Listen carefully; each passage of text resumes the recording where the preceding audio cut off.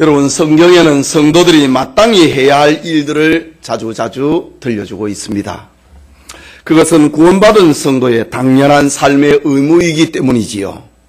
예수님은 마태복음 18장 33절에 내가 너희를 불쌍히 여긴같이 너도 네 동료를 불쌍히 여김이 마땅하지 아니하냐.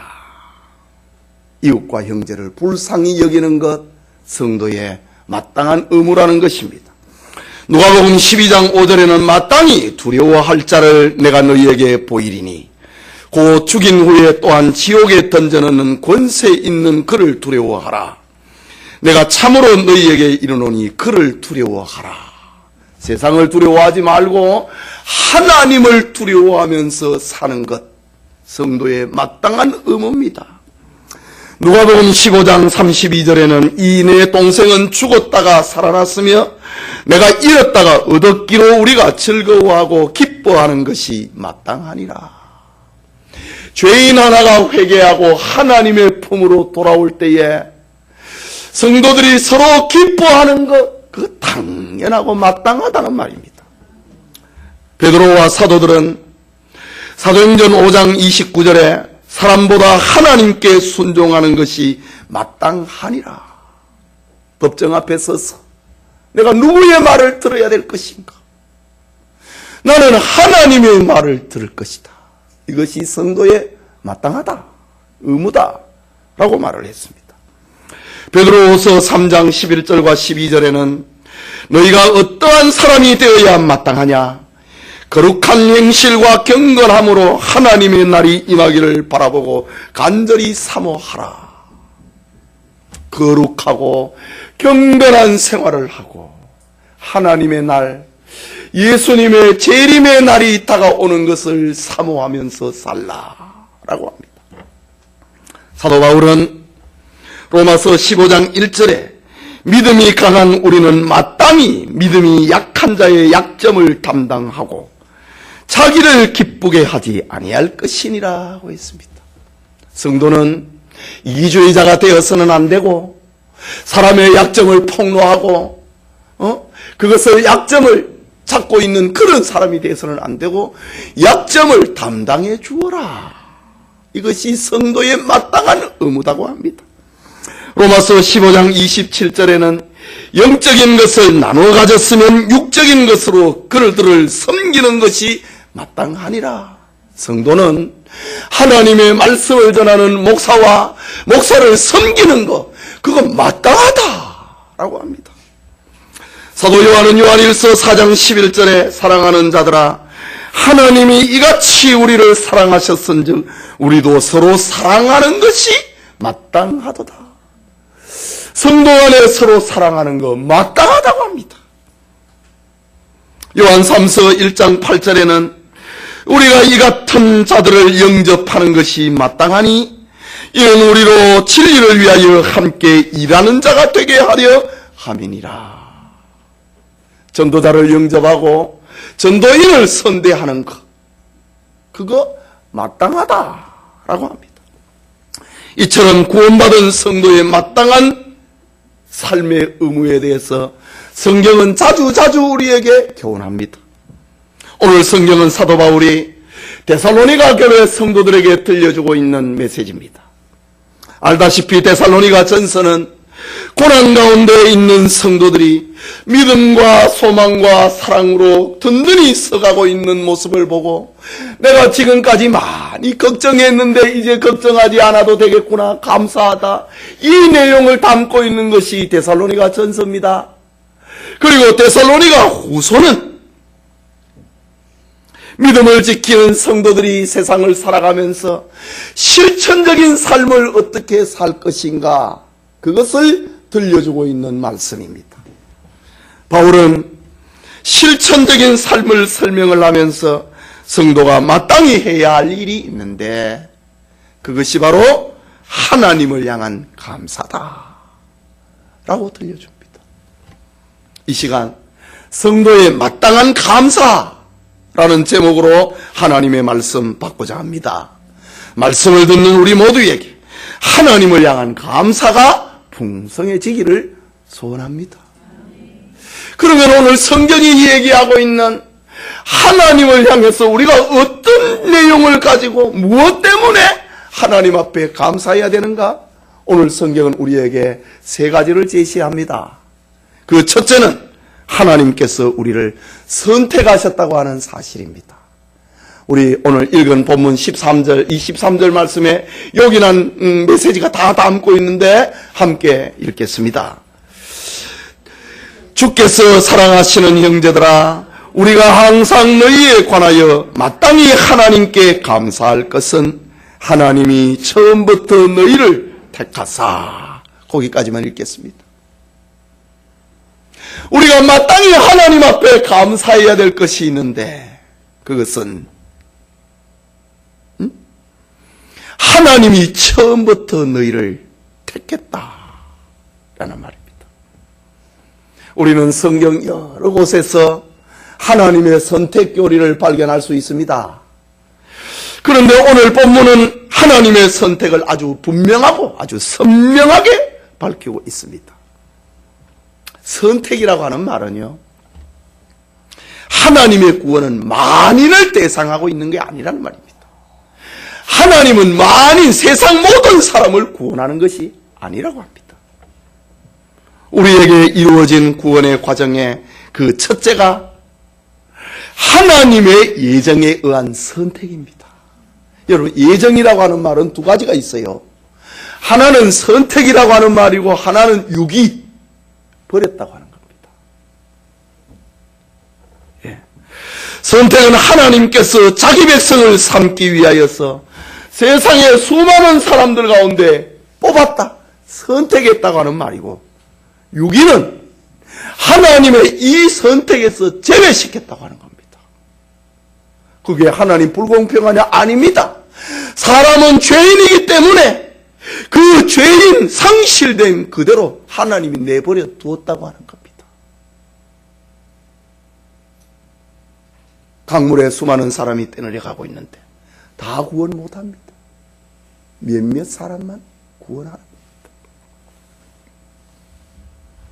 말하자면 유기는 하나님의 사랑과 관심 밖의 사람입니다.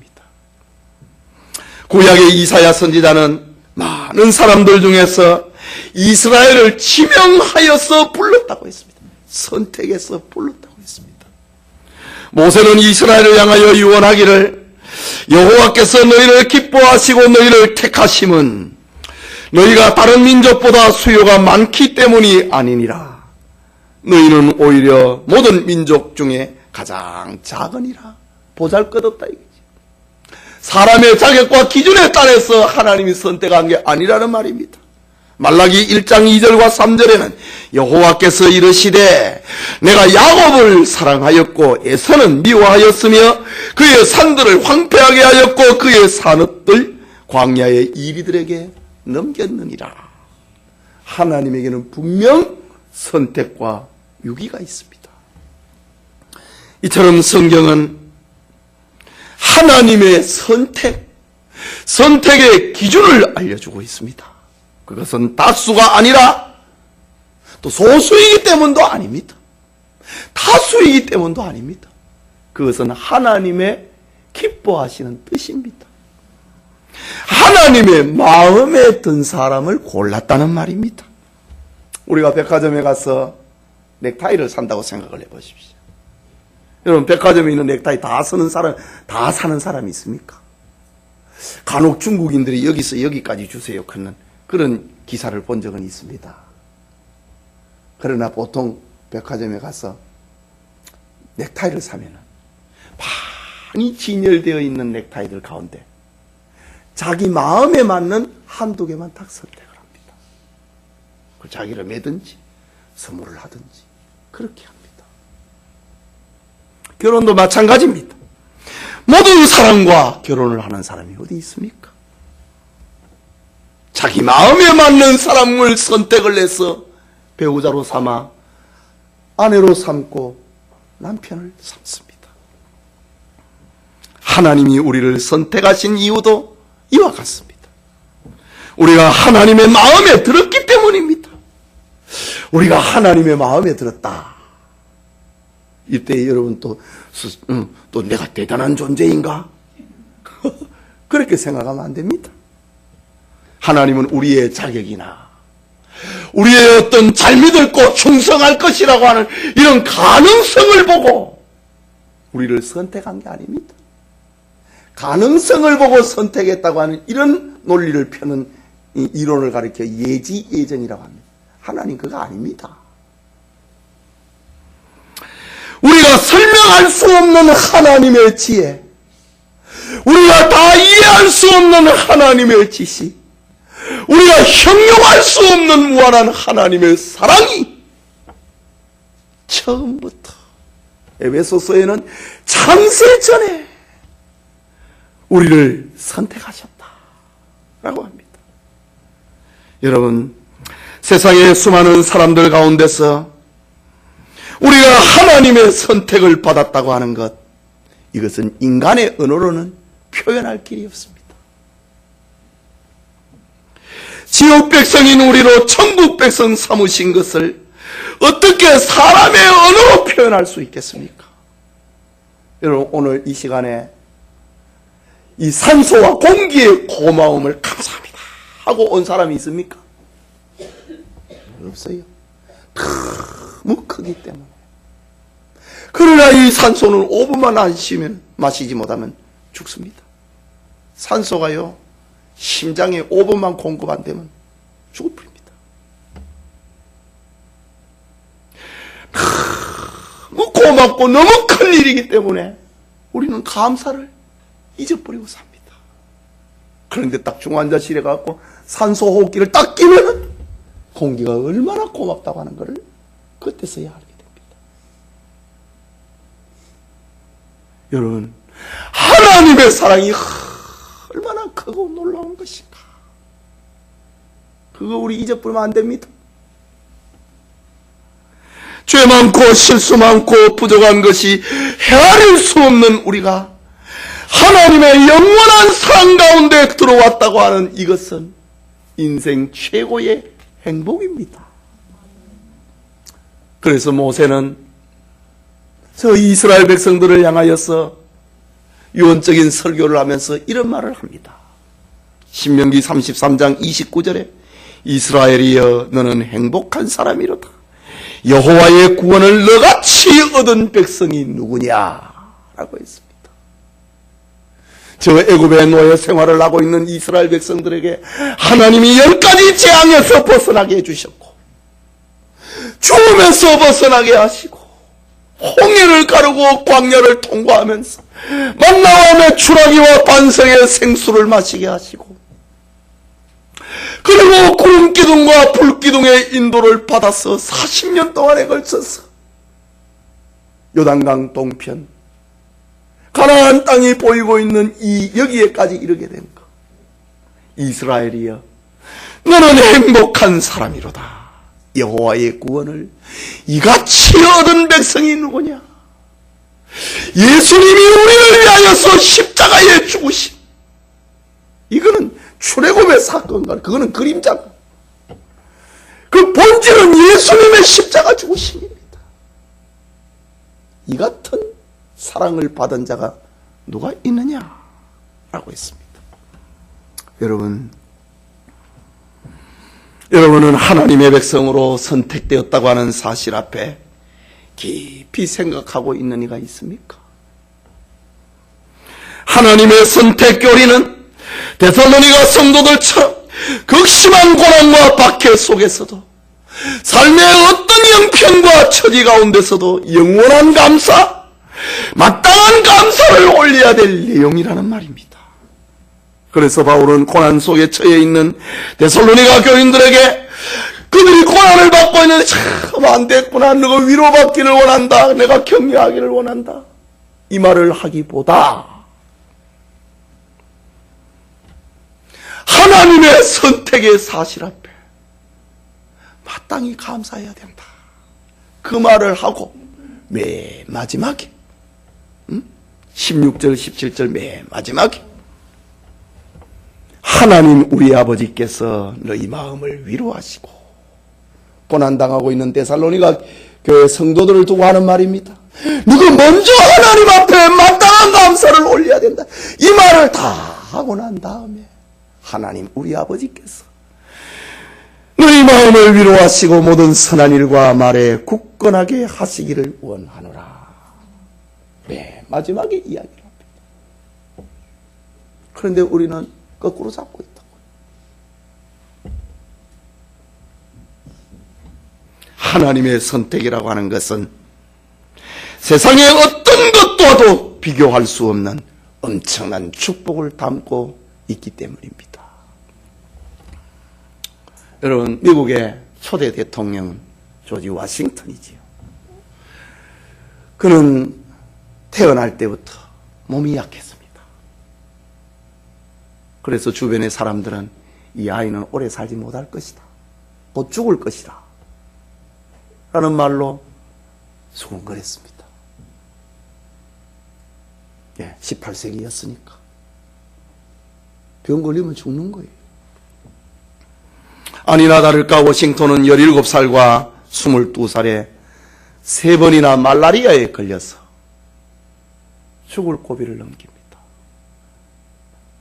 아직 약이 발명이 되지 않을 때입니다. 19살 때는 천연두에 걸렸습니다. 20살 때는 늑막염에 걸렸습니다. 35살 때는 급성이질에 걸려서 죽일 고비를 넘겼습니다. 43살에는 이미 치아가 다 빠져버렸습니다. 그러나 부모님은 워싱턴에게 하나님이 너를 택하여 주셨고 너는 사명이 있는 아이다. 하나님이 너를 선택하셨으니 너에게는 사명이 있다. 라는 말로 아이에게 신앙을 심어주었습니다. 워싱턴은 그 말씀이 자신의 약함과 질병을 극복을 하는 동력이 되었다고 자서전에 말을 합니다. 훗날 워싱턴은 하나님으로부터 건강과 지혜를 얻고 존귀한 자가 됩니다. 그리고 1789년에는 미국의 초대 대통령이 되었습니다. 워싱턴의 평생을 이끌어준 것은 하나님으로부터 선택받았다. 이런 영적 자부심이 병을 이기고 아픔을 이기고 자기 약함을 이겨내는 힘이 되었다고 자서전에 고백합니다.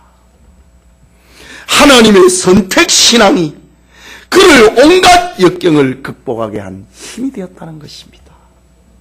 예배드리는 성도님, 오늘 우리에게도 하나님이 나를 택하여서 여기 예배의 자리에 세우셨다는 사실을 깨닫고 마땅히 하나님께 감사하시기 바랍니다. 그게 둘째로 성령으로 우리를 거룩하게 하셨다는 사실입니다. 다시 우리 13절을 읽겠습니다. 주께서 사랑하시는 형제들아, 우리가 항상 너희에 관하여 마땅히 하나님께 감사할 것은 하나님이 처음부터 너희를 택하사 성령에 거룩하게 하심과, 거기까지 읽습니다. 성령에 거룩하게 하심, 이것이 하나님 앞에 마땅히 감사해야 될 내용이라는 말입니다. 성령에 거룩하게 하심, 이 말은 성결이고 경건입니다. 하나님은 불신앙과 불순종으로 지저분하고 더러운 상태가 되어버린 우리를 선택했습니다. 그 하나님께서 우리를 더러움에 그냥 내버려 두지 아니하시고 깨끗하고 거룩하고 경건한 삶을 살도록 인도해 주십니다. 그 일을 하시는 분이 누구인가? 성령이시다. 오늘 성령의 거룩하게 하심과 완료형입니다. 지난날에도 나를 성령으로 거룩하게 하셨고 오늘 이 시간까지도 성령에 거룩하게 하고 계십니다. 라는 말입니다. 우리를 거룩하게 만드시는 분은 성령님이 우리를 거룩하게 하십니다. 여러분을 알고 믿어지게 하시고 교회로 인도하게 하시고 고백하게 하시고 예배하게 하시고 찬송하게 하시는 이가 성령이 합니다. 우리의 육체로는 안 돼요. 이것을 사도 바울은 고백을 합니다. 로마서 7장 22절과 23절에 내 속 사람으로는 하나님의 법을 즐거워하되 내 지체 속에 한 다른 법이 내 마음의 법과 싸워 내 지체 속에 있는 죄의 법으로 나를 사로잡는 것을 보는도다. 내 마음으로는 하나님의 법을 따라 살고 싶은데 그게 안 된다는 말입니다. 이 불신자 아닙니다. 신자입니다. 마음으로 하나님의 법대로 살고 싶은 거, 그게 불신자에게 가능합니까? 신자에게 일어나는 일입니다. 그런데 그렇게 잘 안 사라지는 겁니다. 그런데 그렇게 살아가도록 인도해 주시는 분이 누구인가? 성령입니다. 로마서 8장 1절과 2절에 그러므로 이제 그리스도 예수 안에 있는 자에게는 결코 정죄함이 없나니 이는 그리스도 예수 안에 있는 생명의 성령의 법이 죄와 사망의 법에서 너를 해방하였음이니라. 성령께서 너로 예수를 믿어지게 만들었어. 용서받게 만들고 죄와 사망의 법에서 너를 해방했다. 성령이 하시는 일입니다. 오늘 여러분이 이 자리에 앉아있는 것, 성령이 하신 일이라는 것을 믿으시기 바랍니다. 우리는 때때로 건강하지 못한 어린 신앙인이 되어버립니다. 그래야 믿음을 지키고 예배자가 되고 성도의 삶을 살 수 있는 것은 전적으로 성령의 능력, 성령의 도우심 때문에 오늘 이 자리에 있는 것입니다. 우리가 숨이 막힐 듯한 상황 가운데서도 낙심하지 않고 살아갈 수 있는 것은 성령께서 우리와 함께 하시고 성령이 우리를 도와주시기 때문에 가능한 것입니다. 신자의 자리에서, 교인의 자리에서 탈락하지 않게 하시는 것, 성령이 하시는 일입니다. 그래서 사도 바울은 성령의 역사가 우리를 거룩하게 하신다고 하는 이 사실 앞에 우리는 마땅히 감사해야 된다. 이 진리를 들려주고 있습니다. 여러분, 청교도 문학의 백미라고 불리는 존 버년의 철로 역정이라고 하는 책이 있습니다.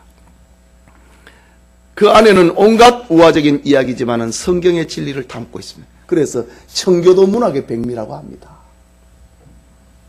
주인공 크리스찬이 순례의 길을 가던 중에 어느 집에 도착을 합니다. 방에 들어가 보니 누군가가 청소를 하고 있었습니다. 빗자루로 먼지를 쓰는데 자꾸만 먼지가 일어나 앞이 보이지 않을 정도로 뿌옇게 되어버리고 맙니다. 빗자루로 쓸면 쓸수록 더 방이 더러워졌습니다. 이때 크리스찬은 자기를 인도한 이에게 물었습니다. 이것은 무엇을 의미하는 것입니까? 그러자 인도자가 대답하기를 이것은 율법이라. 바르게 해보려고 노력하면 할수록 점점 더 죄가 많아지고 점점 더 어지러워지느니라 라는 말을 들려줍니다. 여러분, 율법을 공부하면 할수록, 율법을 배우면 배울수록 우리는 죄를 알게 됩니다.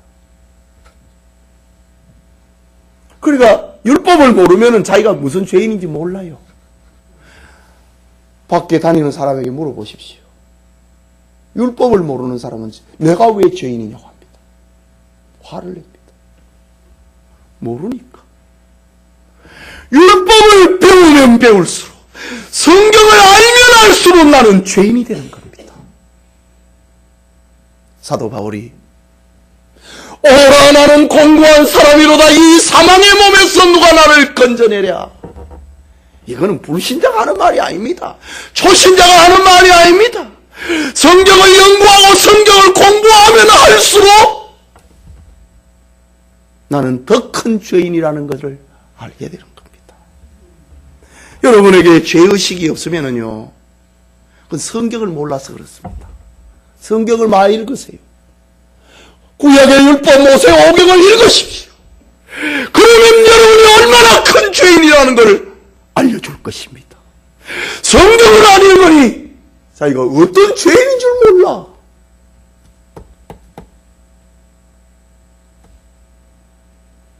율법은 우리로 하여금 죄인이라는 것을 알려줍니다.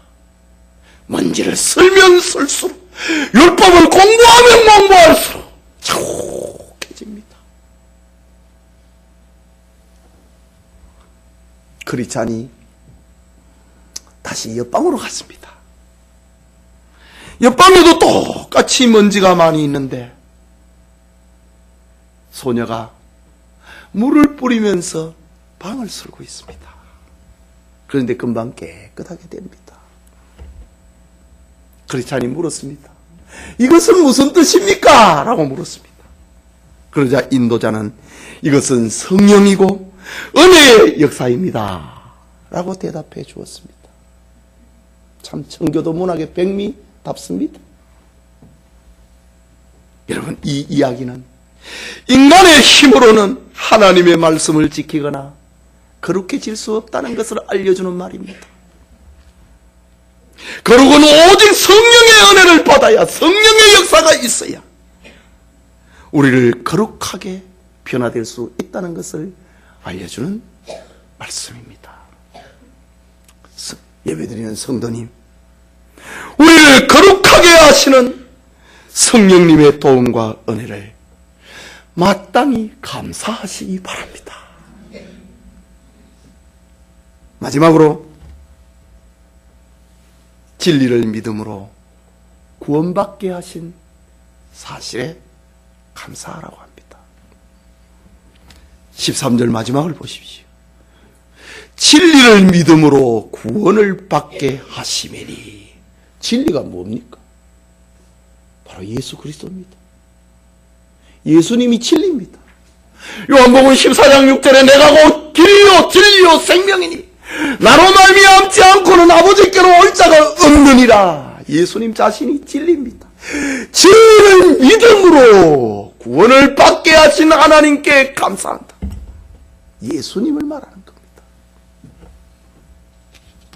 사도행전 4장 12절에는 다른 이로서는 구원을 받을 수 없나니 천하 사람 중에 구원 받을 만한 다른 이름을 우리에게 주신 일이 없음이니라 라고 했습니다. 진리이신 예수 그리스도만이 하나님이 보내신 구원의 길이라는 말입니다. 여러분, 하나님 앞에 감사해야 되는 절대 조건은 우리가 심판을 받아 영원히 멸망하지 않게 된 것입니다. 우리의 주홍 같은 죄가 눈과 같이 이어지고 지붕같이 붉은 죄가 양털같이 희게 된 것은 우리의 행동이 아니라 믿음입니다. 그런데 무엇에 대한 믿음인가? 무엇에 대한 믿음이 우리를 죄에서, 사망에서, 지옥에서 구원하는가?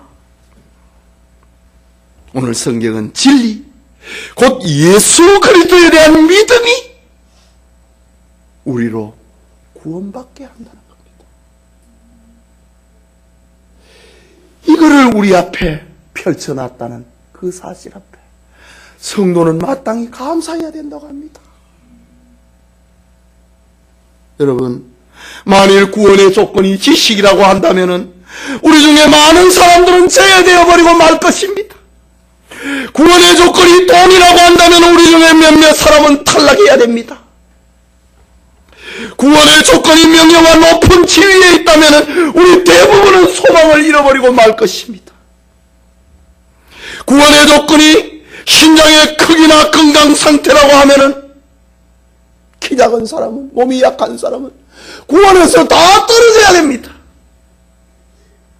만일 구원의 조건이 인간의 공로나 성결과 경건이라고 한다면은 천국에 들어갈 사람은 극소수가 되어버리고 말 것입니다.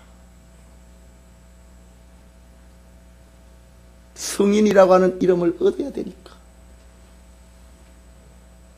사도 바울은 율법의 행위로 그 앞에 어렵다 하심을 얻을 육체가 없다고 선언합니다. 사람이 어렵다 하심을 얻는 것은 율법의 행위에 있지 않고 믿음으로 되는 줄을 우리가 인정하노라. 진리를 믿음으로, 예수님을 믿음으로 우리로 구원받게 하시는 그 하나님 앞에 마땅히 감사해야 된다 라는 말입니다. 미국 국민들의 가슴을 울리고 성도들에게 신앙의 도전을 주었던 한 소년이 있었습니다.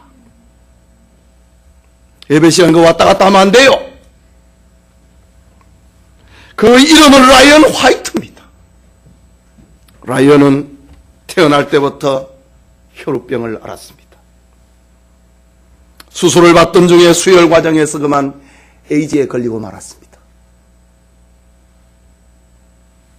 병원의 부주의로 죽음의 길에 놓이고 만 것입니다. 그러나 라이언은 원망하지 않고 사람들에게 에이즈의 위험성을 경고하는 삶을 살기로 작정합니다. 일반인도 한순간에 병에 걸릴 수 있다는 사실, 그리고 그들을 도울 수 있다면 모든 사람들이 사랑의 마음으로 그를 도와야 된다고 하는 사실을 알리는 일에 자기 인생을 살아갑니다. 자신의 선택이 아니라 어쩔 수 없는 상황이 일어났지만은 오히려 사람들에게 친절하게 대하고 염려하는 부모를 위하여서 기쁘게 살려고 몸부림했습니다. 그러던 어느 날 라이언이 죽기 전에 아버지는 아들의 손을 잡고 말을 합니다. 아들아, 미안하다. 네게 아무것도 해줄 것이 없구나. 아빠가 더 이상 아무것도 줄 수 없음을 용서해 다오. 죽어가는 아들에게 이 말을 합니다. 그러자 아들은 미소를 지으면서 말을 합니다. 아버지는 나에게 가장 놀라운 선물을 주셨어요. 아버지를 통해서 예수님을 알았고 영원한 생명도 얻었으니까요. 사람은 누구나 죽잖아요. 저는 조금 일찍 가는 거예요. 그러나 영생이 있기 때문에 저는 천국으로 갈 거예요 라는 말을 남기고 운명했어 수많은 사람들의 마음을 뜨겁게 만들었습니다. 여러분, 아무리 절망적인 상황에 처한다 하더라도 예수님을 믿음으로 구원받은 사실을, 예수님을 믿음으로 구원받게 하신 사실을 감사할 수 있기 바랍니다. 진리이신 예수를 믿어 구원받게 된 것을 감사하고, 누구든지 예수님을 영접하면 하나님의 자녀가 되는 복음을 우리에게 주신 것을 감사하고 이 복음을 전하며 살기 바랍니다. 하나님을 아버지라 부르게 된 것을 감사하십시오. 오직 믿음으로 의롭게 된 것을 감사하며 살기를 바랍니다. 성도 여러분, 이 복음은 아무나 가질 수 없습니다. 믿음은 모든 사람들의 것이 아니라고 했습니다. 사도행전 13장 48절에 보면은 영생을 주시기로 작정된 자는 다 믿더라고 했습니다. 하나님 앞에 선택받은 사람은 다 믿는다 이거지요. 안 믿는 사람은 버림받은 사람입니다. 영생을 주시기로 작정된 자, 하나님께 선택의 복을 받은 이들에게 얼마나 큰 은혜입니까? 성령의 거룩하게 하심을 입은 사람들이 성령의 이끌림을 받고 성령의 지적을 당하고 성령의 보호를 받고 있는 사람들이 얼마나 은혜를 받은 사람입니까? 예수 그리스도가 믿어지는, 나의 구주로 믿어지는 은혜를 받은 사람들이 얼마나 복을 받은 사람입니까? 그러나 불행하게도 오늘의 많은 교인들이 이 큰 은혜를 감격하지 못하고 삽니다. 이 엄청난 은혜, 잔잔한 것에 대해서는 감사합니다. 아들 성적이 오르면 감사하다. 내가 감사헌금 해야 되겠다. 대학에 지나가면, 좋은 대학 지나가면 어쩔 줄을 모릅니다. 말하고 싶어서 어쩔 줄을 모릅니다. 돈을 많이 벌었다. 자랑하고 싶었어. 하나님 앞에 감사하는 마음이 그냥 우러나옵니다. 병에서 기적적으로 치료받았다. 자기 인생을 다 드리려고 합니다. 그러나 큰 감사에 대해서는 감사를 안 해요. 우리 감사한 건 봉투를 보더라도 건강 주신 거 감사, 취업한 거 감사, 못 나은 거 감사, 취직된 거 감사. 하나님의 선택, 성령의 거룩하게 하심, 예수님을 믿음으로 구원 얻게 하심, 이 감사는 우리가 잊어버리고 삽니다. 여러분, 이 감사의 계절에 우리가 정말 하나님 앞에 감사해야 될 것, 그것을 회복할 수 있기를 바랍니다. 예수님은 내가 다 이루었다, 이 말은 다 주었다는 말입니다. 그런데 작은 세상에서 하나 못 받은 것 가지고 고개를 보수의 인상을 찌그리고, 목사님의 설교가 은혜가 없어, 조그마한 거 자기 심기 건드린다고. 그러면 안 돼요.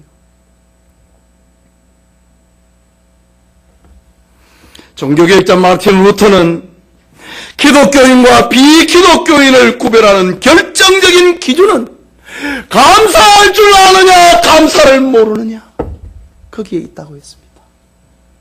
여러분, 감사를 모르면은, 하나님을 향해서 감사를 모르면은 그 크리스찬 아닙니다.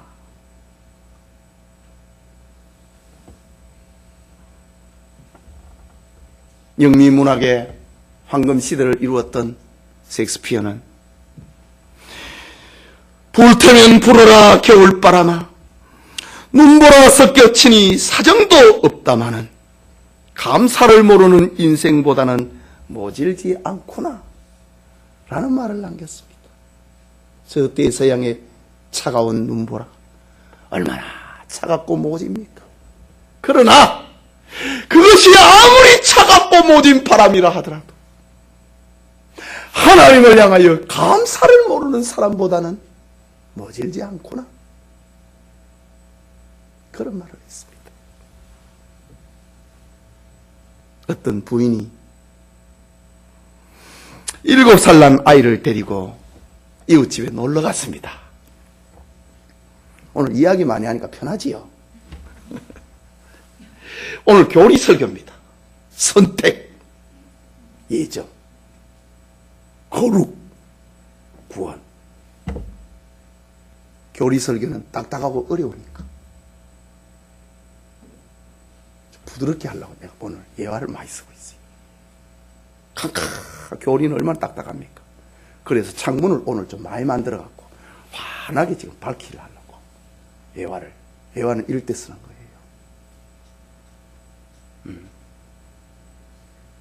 너무 어두우니까, 교리에 대해서 너무 딱딱하고 너무 어두우니까 오늘 창문을 좀 많이 열어갖고 여러분의 어두움을 좀 밝혀갖고 교리를 좀 알리려고 오늘 이런 설교를 합니다.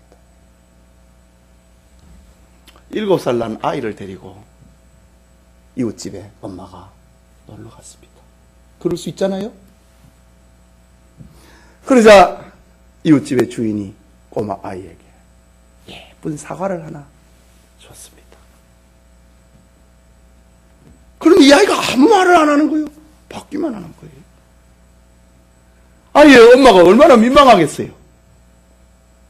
그래서 아이에게 꾸짖듯이 말로 합니다. 애야, 다른 분이 사과를 줄 때는 뭐라고 말을 해야 되지? 무엇을 유도하려고 하는 질문인지 알겠지요? 사과를 주셨으면 너 뭐라고 대답해야 되지? 말을 해야 되지? 말을 합니다. 아이는 눈을 껌뻑껌뻑 쳐다봅니다. 그리고 말을 합니다. 껍질도 깎아주세요.